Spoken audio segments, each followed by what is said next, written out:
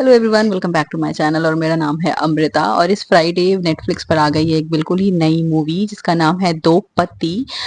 वैसे इसका रिव्यू करने में मैं थोड़ा सा लेट हो गई हूँ। देख तो लिया था मैंने उस दिन ही, फ्राइडे मॉर्निंग में देख लिया था, लेकिन मुझे टाइम नहीं मिल पाया। पूरा वीकेंड मेरा चला गया और आज संडे को रात में रिकॉर्ड कर रही हूँ। तो एनीवेज, तो ये मूवी आई है, इसमें मेन लीड रोल में है, दिखाई दे रही हैं काजोल, कीर्ति सेनन और इसके अलावा है शहरीर शेख। ये 3 लोगों की ही कहानी है। इसमें कीर्ति सेनन आपको डबल रोल में दिखाई देने वाली हैं और काजोल जो है वो एक कॉप के रूप में दिखाई देने वाली है। लेकिन ये मूवी, तो इस रिव्यू के जरिए सबसे बड़ा क्वेश्चन का आंसर जो मैं देने वाली हूँ कि क्या ये मूवी देखनी चाहिए या नहीं, कितना ये हमारे उम्मीदों पर खरी उतरती है। तो चलिए उसी पर आज के इस मूवी के बारे में बात करते हैं। तो सबसे पहले, crime drama mystery thriller genre का ये मूवी है कि डायरेक्टर है शशांका चतुर्वेदी और इसकी राइटर है कनिका। मैंने ये वीडियो तो बहुत स्माइल के साथ में स्टार्ट किया है, लेकिन चलो ये रिव्यू के स्टार्ट में ही मैं आप लोगों को बता देती हूँ। इस मूवी ने बहुत ज्यादा डिसअपॉइंट किया है। जिस तरह का टॉपिक इसने उठाया हुआ है, एक सोशल प्रॉब्लम को लेकर के, डोमेस्टिक वायलेंस को लेकर के, लेकिन बिल्कुल भी जस्टिस नहीं कर पाई है इस मूवी ने बिल्कुल भी जस्टिस नहीं किया है इस टॉपिक को। मैंने बहुत कुछ सोच के रखा था। दो पत्ती और काजोल को देख करके तो मैं बहुत ज्यादा एक्साइटेड थी, वो भी एक लेडी कॉप के रूप में। बॉलीवुड में बहुत सारी एक्ट्रेस है जिन्होंने लेडी कॉप का इतना सही एक्टिंग किया है ना कि उस वजह से मूवी को कई बार देखने का मन करता है। और काजोल को लेकर मैं बहुत एक्साइटेड थी, पर्सनली मेरी फेवरेट एक्ट्रेस है वो। और उनको एक बोल्ड कॉप के रूप में देखना, वो भी डोमेस्टिक वायलेंस जैसे टॉपिक के लिए, डोमेस्टिक वायलेंस जैसे बुराई से लड़ते हुए देखना एक मूवी के अंदर, मैं बहुत एक्साइटेड थी। लेकिन टोटली डिसअपॉइंटेड हूं मैं, स्पेशली काजोल से। कीर्ति सेनन की एक्टिंग सरप्राइजिंगली मुझे बहुत अच्छी लगी है। कीर्ति सेनन इसमें डबल रोल में दिखाई दे रही हैं और दोनों ही इसमें एक शाई टाइप की सिस्टर है और दूसरी जो है वो थोड़ी बोल्ड है। और दोनों ही एक्टिंग उन्होंने बहुत अच्छा किया है, उनके फेशियल एक्सप्रेशंस बहुत अच्छे हैं। और वहीं काजोल बहुत ज्यादा डल नजर आ रही हैं, बिल्कुल भी जैसे बहुत कंफ्यूज सी दिख रही हैं पूरी मूवी में। अब या तो उनका कैरेक्टर वैसा है या फिर आई डोंट नो, क्योंकि मुझे स्टोरी में भी उस चीज को, अगर वो कंफ्यूज्ड इंस्पेक्टर का दिखाना भी है, क्योंकि स्टार्टिंग में बोलती है कि वो हर जगह फंस जाती है, वो केस में लड़ रही है या कोई भी अपने लाइफ की चीजों में फंस जाती है। वो आप मूवी देखोगे तो समझोगे कि मैं क्या बोलना चाह रही हूँ। तो अगर ऐसा दिखाना है कि काजोल एक कंफ्यूज्ड पुलिस इंस्पेक्टर है, तो उस चीज को भी ठीक से नहीं दिखा पाए हैं शायद, दिखाया गया है इस मूवी में। क्योंकि समझ में ही नहीं आया, मुझे तो सच में कुछ भी समझ में नहीं आया। मूवी का फर्स्ट हाफ और सेकंड हाफ के बीच में कोई कनेक्शन नहीं है। इस मूवी का जो मेन टॉपिक है डोमेस्टिक वायलेंस, आप पूरा, अगर आपको, जैसे मुझे ही मूवी के बारे में आइडिया नहीं था कि किस टॉपिक पे ये मूवी है, फर्स्ट हाफ में तो आपको पता भी नहीं है, उस बात के बारे में जिक्र ही नहीं है डोमेस्टिक वायलेंस के बारे में।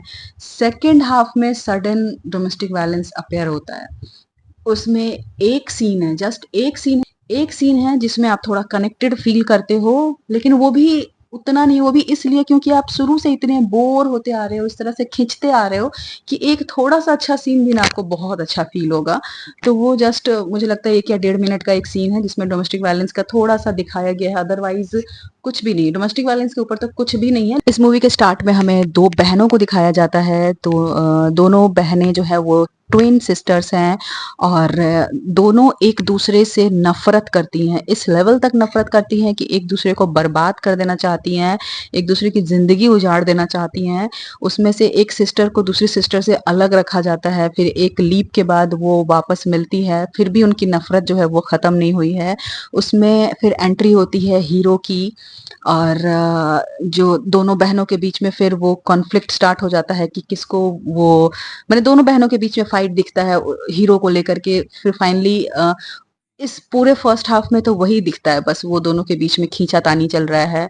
और उसके बाद फिर एक बहन से उसकी शादी हो जाती है, तब कहीं से आता है डोमेस्टिक वायलेंस का ये सीन। यहाँ पर इतना कंफ्यूज्ड राइटिंग है, मैं आपको ऐसे बताऊं दोनों बहनें हैं, एक के साथ में वो घूम रहा है, तीनों एक साथ घूम रहे हैं, बाइक पे एक साथ घूम रहे हैं, एक साथ गाने गा रहे हैं और एक के साथ में वो कुछ भी कर रहा है, मतलब दूसरी बहन देख भी रही है, चुम्मा-चाटी जो भी बोलो आप, सब कुछ चल रहा है और सडन लड़के को लगता है कि मेरे लिए ये सिस्टर नहीं, ये सिस्टर सही है जो, तो वो उसको आके प्रपोज़ करता है और जैसे कि उसको कोई फ़र्क नहीं पड़ रहा, वो एक बार क्वेश्चन भी नहीं करती है कि हाँ भाई तू तो अभी मेरे बहन के साथ था, फिर तू मुझे शादी के लिए बोल रहा है, तू अफेयर उसके साथ रखा था, सब कुछ कर रहा है उसके साथ, फिर शादी करने मेरे पास पहुंच गया, एक क्वेश्चन तक नहीं किया उसने, जस्ट उसने प्रपोज किया और वो पूरी पिघल गई एकदम शादी करने के लिए, बिल्कुल शादी वादी करने के लिए एकदम जोड़ा ओड़ा पहन के तैयार हो गई, मतलब कोई लॉजिक नहीं, कुछ भी नहीं।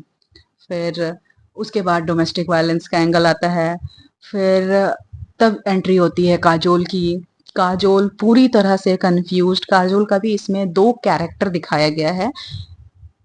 2 डबल रोल नहीं, 2 कैरेक्टर दिखाया गया है। वो पुलिस इंस्पेक्टर भी है, वो लॉयर भी है, केस लड़ रही है। ऐसे इसमें कोई एक ना सॉलिड रीज़न नहीं दिखाया गया है कि वो केस क्यों लड़ रही है। मतलब वो पुलिस भी है, वो इन्वेस्टिगेशन भी कर रही है, सेम केस में इन्वेस्टिगेशन भी कर रही है और सेम केस में वो लड़ भी रही है। जहाँ तक मेरा नॉलेज है, ऐसा पॉसिबल नहीं है, ऐसा हो नहीं सकता। इस मूवी में जो कोर्ट रूम सीन दिखाया गया है, ओह माय गॉड! अगर कोई 5 साल का बच्चा भी अगर शायद इस चीज़ को लिखता तो बेहतर लिखता। क्या आज तक का सबसे वाहियात कोर्ट रूम सीन मैंने देखा होगा इस मूवी में। कुछ भी दिखा रहा है, मैं कुछ ज़्यादा बोलूँगी तो शायद स्पॉइलर हो जाएगा। बस एंड में आपको एक ट्विस्ट दिखाता है जो कि मुझे थोड़ा बहुत मैंने गेस कर ही लिया था, प्रॉपर एग्ज़ैक्ट नहीं गेस किया था। लेकिन मुझे लगभग समझ में आ गई थी कि कुछ इसी तरह का ट्विस्ट होने वाला है। वो ट्विस्ट देखकर आपको मज़ा आएगा और फिर मैं सेम रीज़न दूँगी कि आपको मज़ा इसलिए आएगा क्योंकि आप इतना बोर हो चुके होगे ना 2 घंटे से, क्योंकि मूवी भी काफ़ी लंबी है, 2 ढाई घंटे की ये मूवी है। अगर आपको इतना ही बकवास कुछ बनाना था तो आप शायद 1 घंटे में कोशिश करते कि इसको ख़त्म करने का, तो शायद इतनी बोरियत नहीं होती और तो वो ट्विस्ट जो है आपको अच्छा लगेगा। लेकिन मैं फिर लास्ट में यही बोलूँगी कि जिस तरह का टॉपिक इन्होंने उठाया था, डोमेस्टिक वायलेंस, बहुत अच्छी मूवी बन सकती थी। उस चीज़ को सीरियस लेना चाहिए था, अच्छी राइटिंग करनी चाहिए थी, मूवी अच्छी बन सकती थी। ओवरऑल बस मैं यही बोलूँगी कि अगर कीर्ति सेनन आपकी फ़ेवरेट है, फ़ेवरेट एक्टर है, तो शायद आप उन्हें देखने के लिए मूवी देख लेना, क्योंकि उनकी एक्टिंग अच्छी है और ये मूवी उनका एज़ अ प्रोड्यूसर डेब्यू था, पहली बार किसी मूवी को उन्होंने प्रोड्यूस भी किया है। एनीवेज़ उनकी एक्टिंग अच्छी थी, उन्होंने अपना काम अच्छा किया है। शहरीर शेख की एक्टिंग भी मुझे ठीक-ठाक लगी। मुझे बस सारा डिसअपॉइंटमेंट जो है वो काजोल से ही है। काजोल से मैंने जितना सोचा था, मेरा जो एक्सपेक्टेशन है वो शायद यहाँ पहुँचा था और वो बिल्कुल गड्ढे में चला गया इस मूवी के बाद में। मैंने बहुत रानी मुखर्जी की, तब्बू की, बहुत सारी ऐसी मूवीज़ देखी है जिन्होंने एज़ अ कॉप उन्होंने बहुत अच्छी एक्टिंग की हुई है। अगर मैं इस मूवी को रेटिंग दूँगी तो 2 आउट ऑफ 5 मैं दूँगी और अगर आपको देखने का मन है तो इस वीकेंड आप अपने फ्रेंड्स के साथ ऐसे देख सकते हैं। इस मूवी में 1-2 सीन्स है किसिंग वाले, अदरवाइज़ आप फैमिली फ्रेंड्स के साथ देख सकते हो। अगर आप लोगों ने ऑलरेडी ये मूवी देख लिया है तो आप लोग अपना ओपिनियन भी कमेंट बॉक्स में ज़रूर शेयर करना। तो फिर मैं मिलती हूँ नेक्स्ट रिव्यू के साथ, नेक्स्ट वीडियो में। Till then bye bye.